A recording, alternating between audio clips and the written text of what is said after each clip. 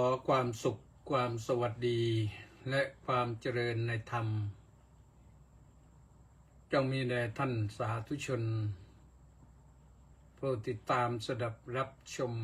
รับฟังรายการพุทธานุภาพทุกท่าน วันนี้เป็นวันเสา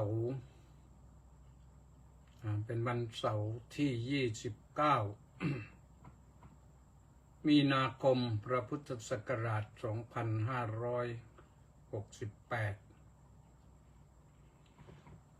ก็มาลองออกอากาศวันเสาร์สักหน่อยหนึ่ง คิดว่าประมาณ30 นาที เพื่อทดลองเครื่องเนื่องจากว่าเครื่องไลฟ์เครื่องถ่ายทอดสดมันขัดข้องมา 2-3 วันนี้ใช้ได้แล้วก็มาลองดูลองปั๊บก็ปรากฏว่าวัดป่าบุญเดินสุโขทัยก็กำลังติดตามชมอยู่ขอบคุณครับท่านพระครูอดุลธรรมสารเจ้าคณะจังหวัดสุโขทัยธรรมยุทธพอดีกับว่าตอนนี้เป็นช่วงประเทศไทยเราวิกฤตมาเมื่อวานนั่นแหละที่จริงวันนี้ไม่วิกฤตอะไรแล้วแต่ว่าก็ยังมีญาติโยมที่รู้สึกว่าวิกฤตอยู่นะวัดป่าบนเนินสุโขทัยบอกว่าน้อมกราบถวายความเคารพพระเดชพระคุณครับผมชัดเจนครับผมภาพชัดเจนดีนะ ก็ตามมาด้วยเจบูมาอนุโมทนาสาธุนะเสริมด้วยศูนย์เผยแผ่ธรรมฝั่งอันดามันก็ตามมาด้วยทดลองวันเสาร์ก็มีผู้ติดตามชมอยู่เหมือนกันนะก็คิดว่าจะว่าสัก30 นาทีเจบูมาบอกว่าน้อมกราบสาธุสาธุสาธุอนุโมทามิอนุโมทนาสาธุศูนย์เผยแผ่ธรรมก็บอกว่ากราบนมัสการหลวงพ่อที่เคารพครับสาธุ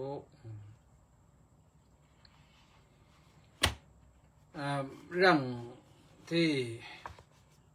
จะมาเล่าสู่กันฟังวันนี้นี่ก็นึกถึงเรื่องที่มันก่อให้เกิดวิกฤตนั่นแหละคือเรื่องแผ่นดินไหวก็อยากจะมาเล่าสู่กันฟังว่าเรื่องแผ่นดินไหวนี่ไม่ใช่เพิ่งเกิดนะเกิดมานานแล้วเกิดมาก่อนพระพุทธเจ้าจะเป็นพระพุทธเจ้าโน่นเป็นมาอย่างนี้นี่พระพุทธองค์ก็ตรัสใบปรากฏในมหาปรินิพพานสูตรนะมหาปรินิพพานสูตรก็อยู่พระไตรปิฎกเล่ม10นะ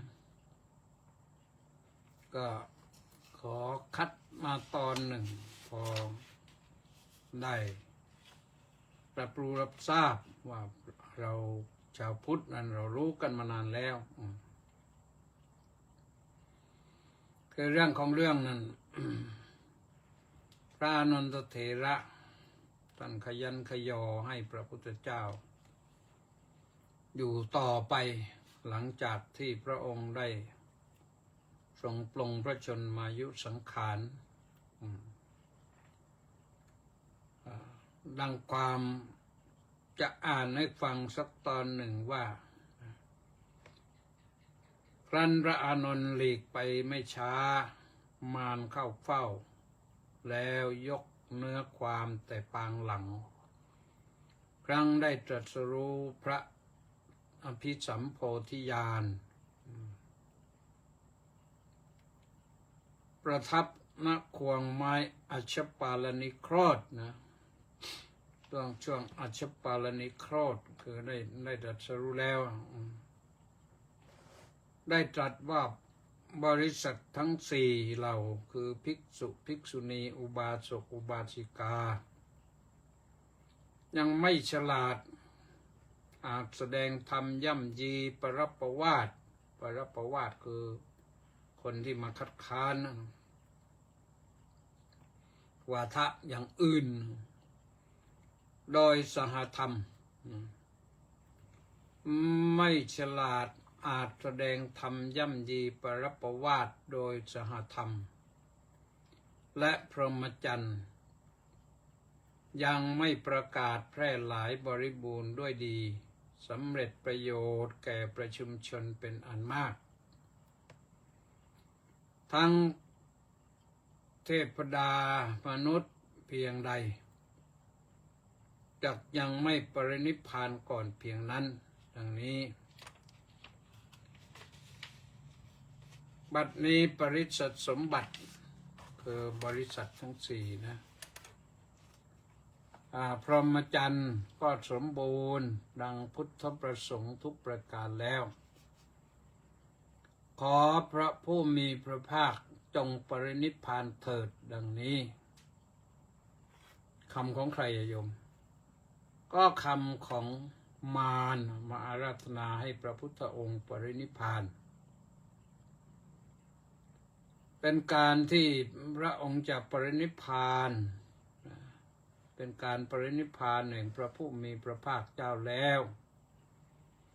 เมื่อมารกล่าวดังนั้นแล้วพระผู้มีพระภาคจึงตรัสว่าดูก่อนมารผู้มีบาปท่านจงมีความขวนขวายน้อยเถิดความปรินิพพานแห่งพระตถาคตเจ้าจักมีไม่ช้าโดยการที่ล่วงไปแล้ว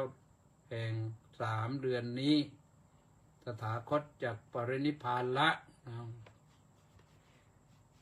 ทำความเข้าใจนิดหนึ่งว่ามารก็คือผู้ขัดขวางนะมันมีเทวปุตตมารมารมี5ขันธมารกิเลสมารอภิสังขารมารมัจจุมารแล้วก็เทวปุตตมารเทพบุตรก็เป็นมารชนิดหนึ่งนะเทพบุตรที่มิจฉาทิฏฐิขันธมารก็คือร่างกายของเรานี่แหละมันไม่เอื้อให้ทำประโยชน์กิเลสมารก็คือสิ่งที่ชักชวนไปให้หลงไหล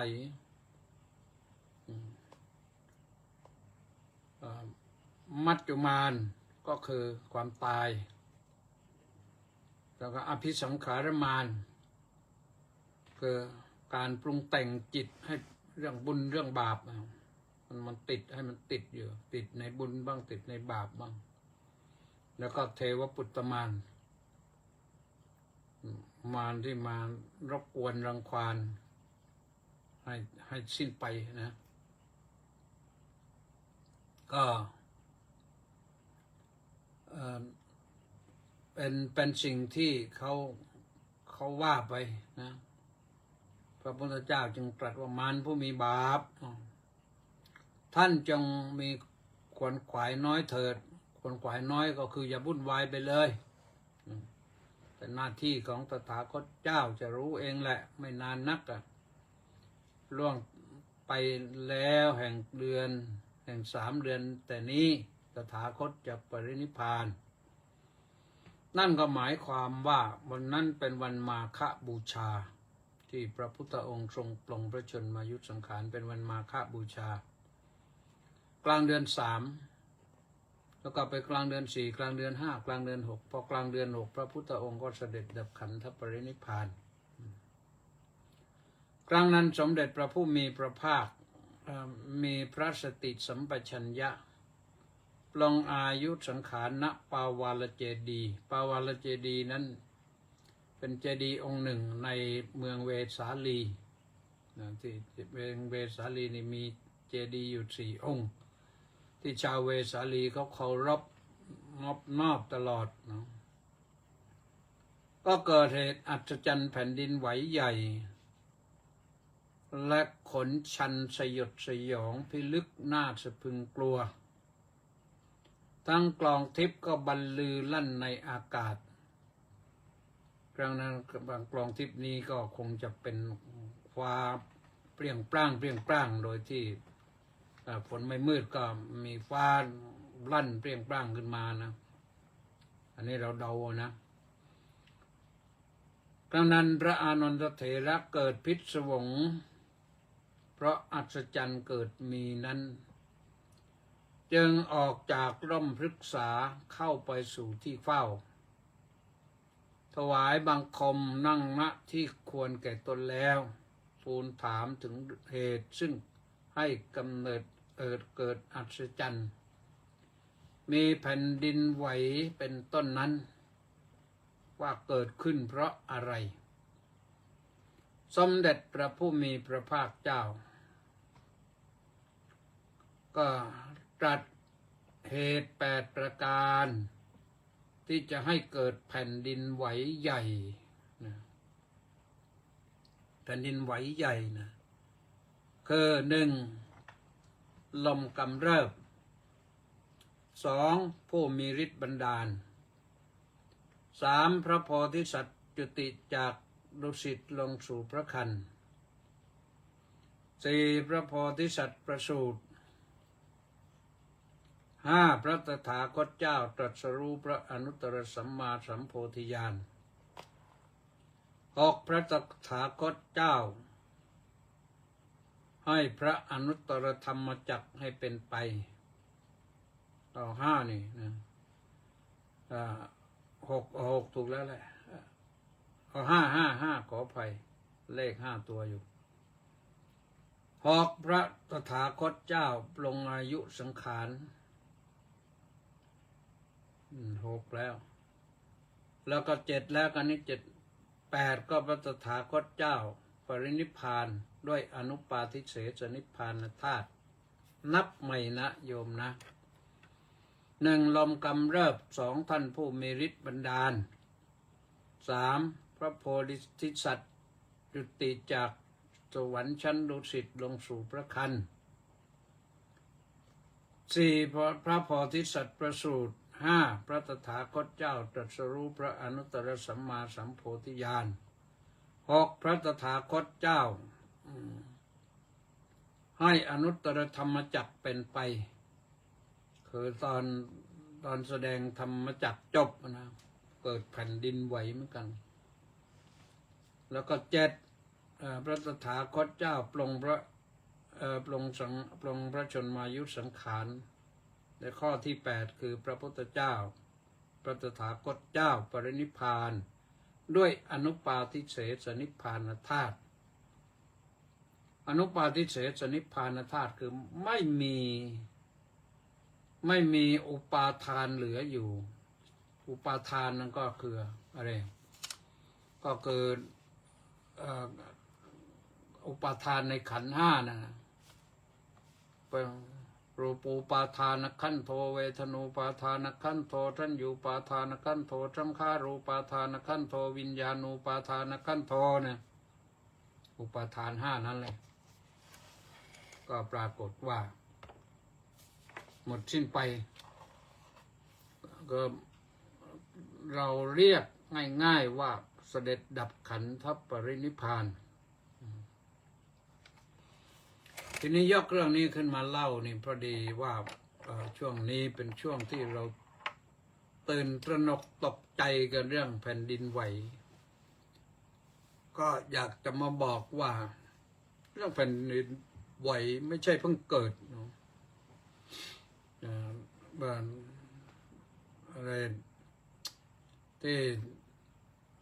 ที่มันเกิดขึ้นที่โน้นที่นี้มันก็เกิดขึ้นนะแต่ว่าเหตุการณ์ที่เกิดขึ้นที่พระพุทธเจ้าตรัสไว้8อย่างนี้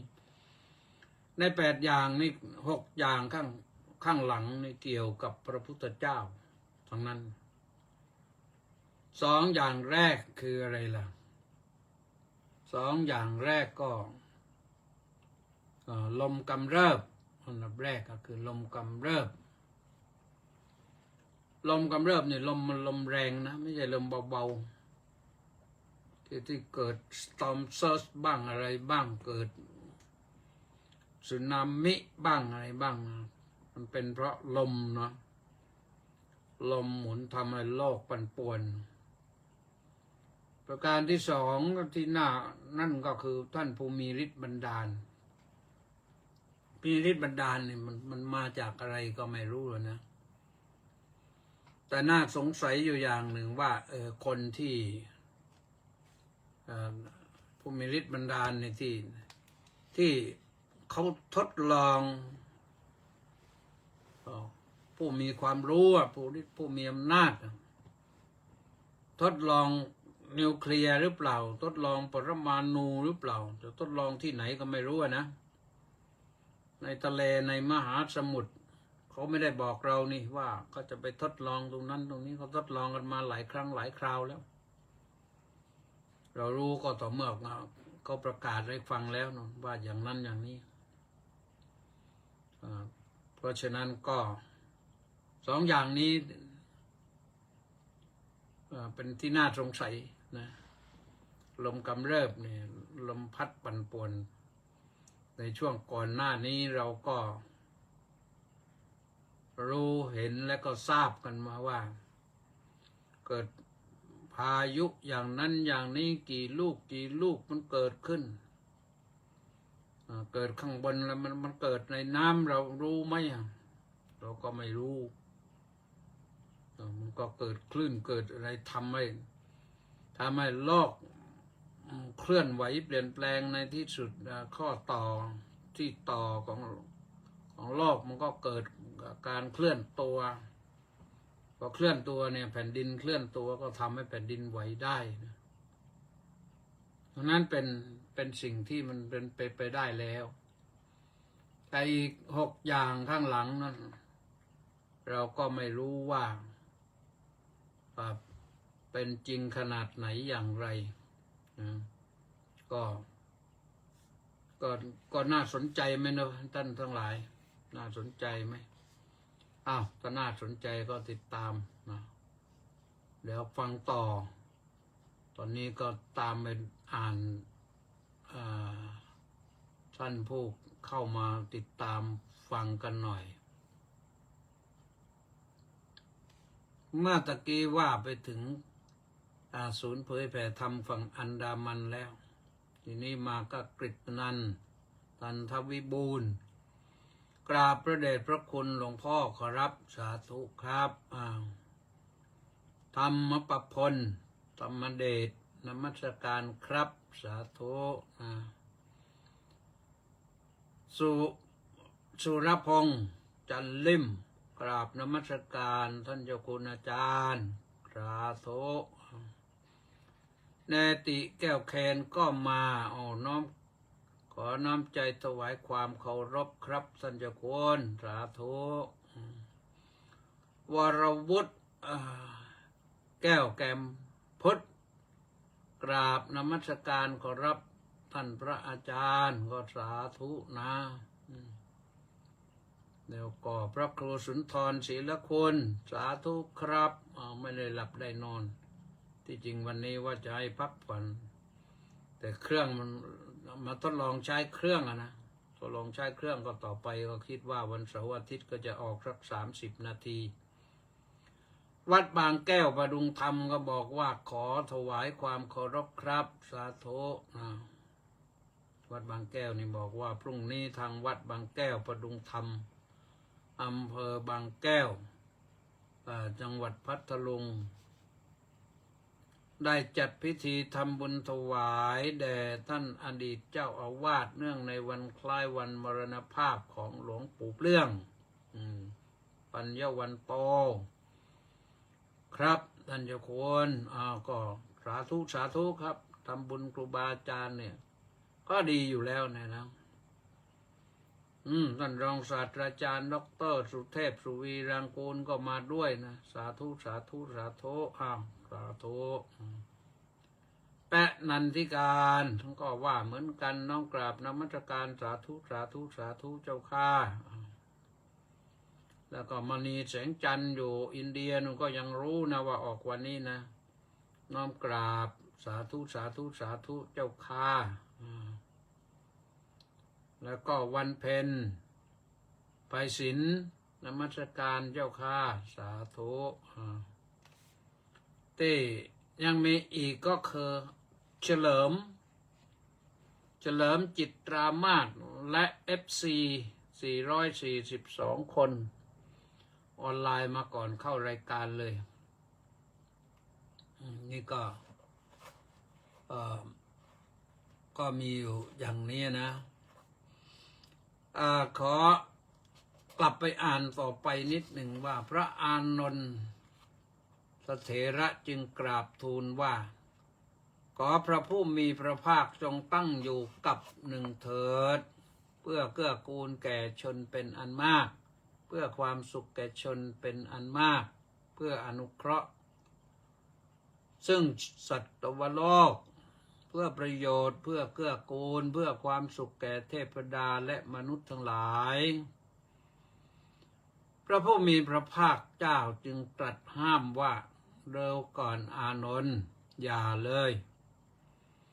ท่านอย่าได้วิงวอนพระตถาคตบัดนี้ไม่ใช่การเพื่อจะวิงวอนพระตถาคตเสียแล้วพระอานนท์จึงกราบทูลวิงวอนถึง2 ครั้ง 3 ครั้งพระองค์จึงตรัสถามว่าอานนท์ท่านเชื่อซึ่งปัญญาการตรัสรู้แห่งพระตถาคตหรือเชื่อพระเจ้าค่ะอานนท์ถ้าท่านเชื่อฉะนั้นแล้วฉะไหนจะมาบีบคั้นแค้นใครให้ตถาคตอยู่ต่อไปถึง3 ครั้งเล่าพระอานนทเถระจึงกราบทูลว่าข้าแต่พระผู้มีพระภาคเจ้าข้าพระองค์ได้ฟังได้รับมาเฉพาะพระพักตร์แห่งพระผู้มีพระภาคว่าอิทธิบาททั้ง4 ประการท่านผู้ใดผู้หนึ่งได้เจริญทำให้มากชำนาญแคล่วคล่องแล้วถ้าท่านผู้นั้นจำนงใจจะดำรงอยู่นานด้วยรูปกายแล้วก็จะพึงตั้งอยู่ได้กับ1บ้างเกินกว่ากับ1บ้างอิทธิบาท4นั้นพระตถาคตเจ้าก็ได้เจริญแคล่วคล่องชำนาญแล้วถ้าพระตถาคตเจ้าจะมาปรารถนาตั้งอยู่ด้วยสรีระประพันธ์นั้นได้แล้วก็จะดำรงอยู่ได้ต้องกับ1นี่จะอยู่ได้อีกกับ1เลยทีเดียว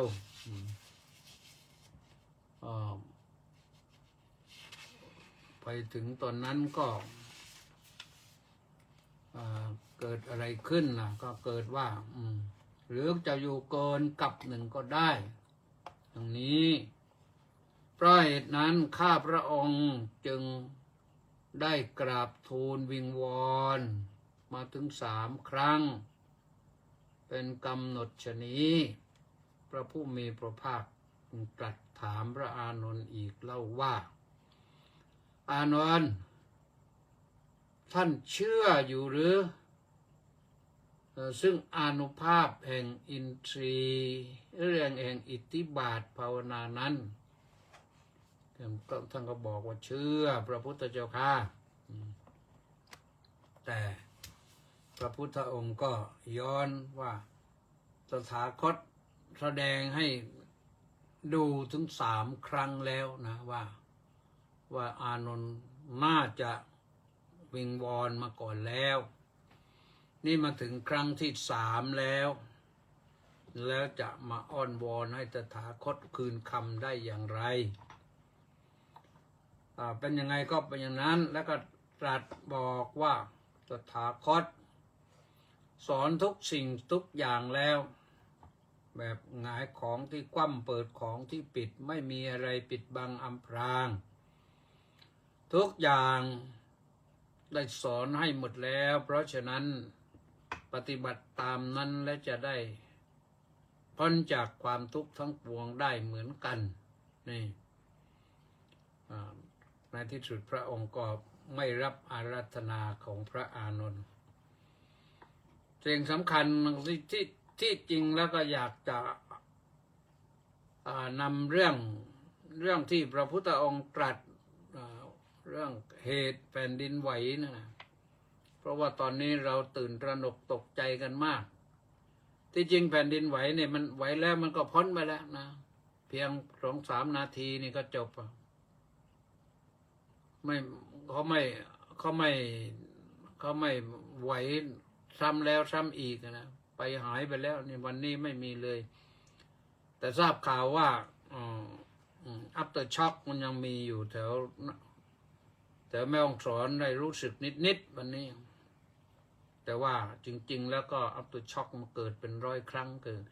คือไหวซ้ำafter shock ก็คือไหวซ้ำเป็นร้อยครั้งนะแต่ก็มันเบาลงประมาณ3 แมกนิจูดหรือ3 ริกเตอร์เมื่อก่อนก็ใช้มาตราริกเตอร์ต่อมานี่เดี๋ยวนี้ก็ใช้เป็นแมกนิจูดแล้วก็ยังมีอะไรอีกไม่รู้ก็ตัวเดียวกันนั่นแหละแต่เรียกชื่อต่างกันแล้วก็เอากันว่าเราอย่าไปตื่นตระหนกตกใจเขาแนะนำที่ฟังแล้วดีว่าเกิดแผ่นดินไหวนี่ตั้งสติให้ดีถ้าอยู่ในที่คับขันก็หาอะไรกำบังอย่าให้มันหล่นใส่หัวพอผ่านไปแล้วหนีออกมาได้นะก็จะปลอดภัยแต่ถ้ายังอยู่ตรงนั้นอาจจะอันตรายอะไรหล่นลงมาใส่หัวได้เพราะฉะนั้นแต่พอรู้ว่าแผ่นดินไหวต้องนิ่งก่อนเข้าใต้โต๊ะเข้าอะไรมันหล่นโครมลงมาให้มันถูกโต๊ะก่อ